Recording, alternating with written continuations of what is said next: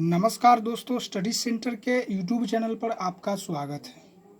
आज हम लोग गणित के 5 अति महत्वपूर्ण प्रश्न को शॉर्ट ट्रिक से बनाने का प्रयास करेंगे, जो आगामी सभी परीक्षाओं में बहुत ही महत्वपूर्ण और बार बार पूछे जाने वाले प्रश्न हैं। तो चलिए दोस्तों, पहले प्रश्न की ओर चलते हैं। आज का हमारा पहला प्रश्न है, एक गांव में 200 व्यक्तियों में से 111 साक्षर हैं। गांव के अशिक्षित लोगों का प्रतिशत क्या है? तो प्रश्न बहुत ही सिंपल है दोस्तों। गांव में 200 व्यक्ति हैं, जिसमें 111 जो है वो साक्षर मतलब शिक्षित है। तो अशिक्षित लोगों की संख्या क्या हो जाएगी दोस्तों? 89 हो जाएगी। तो हमसे अशिक्षित लोगों का प्रतिशत पूछ रहा है, तो क्या हो जाएगा? 89/200 गुना में 100।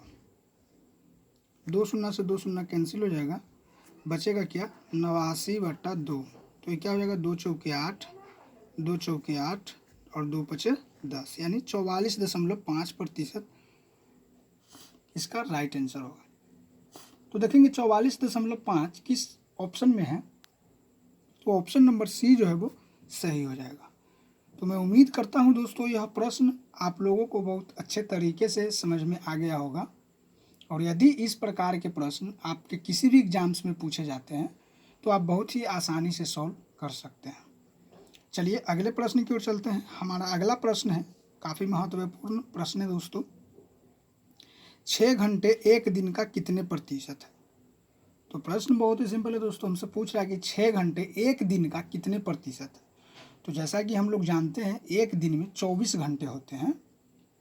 तो क्या हो जाएगा? 6 घंटे पूछ रहा है, तो प्रतिशत में पूछ रहा है, तो 6/24 गुना में 100। तो ये हो जाएगा 6 4 के 24, 25 चौके 100, यानी 6 घंटे जो है वो एक दिन का 25% के बराबर है। तो देखेंगे 25% किस ऑप्शन में है, तो ऑप्शन नंबर ए है, सही हो जाएगा दोस्तों। तो मैं उम्मीद करता हूँ दोस्तों, यह प्रश्न भी आप लोग काफ़ी आसानी से समझ गए होंगे। और यदि इस प्रकार के प्रश्न आपके किसी भी एग्जाम्स में पूछे जाते हैं, तो आप बहुत ही आसानी से सॉल्व कर सकते हैं। चलिए अगले प्रश्न की ओर चलते हैं। हमारा अगला प्रश्न है, एक परीक्षा में अभिनव ने 272 अंक प्राप्त किए, जो 64% अंक प्राप्त करने के बराबर था। परीक्षा कितने अंक की थी? तो जैसा कि हम लोग जानते हैं दोस्तों, कोई भी परीक्षा अगर होता है तो वो 100% का परीक्षा होता है। और यहाँ पे बोल रहा है कि अभिनव ने 272 अंक प्राप्त किया, जो 64% के बराबर है। यानी 64% बराबर क्या है? 272। तो हमसे 100% का वैल्यू पूछ रहा है, तो क्या हो जाएगा? 272/64 गुना में 100। तो आप इसे कटा लीजिए दोस्तों। 4 से 16 चौके 64, 25 चौके 100, इसको कटा लीजिए।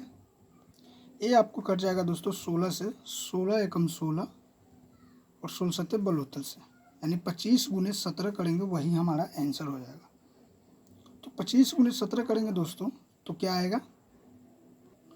तो ये आएगा आपको 425। तो देखेंगे 425 किस ऑप्शन में है, तो ऑप्शन नंबर ए जो है वो सही हो जाएगा।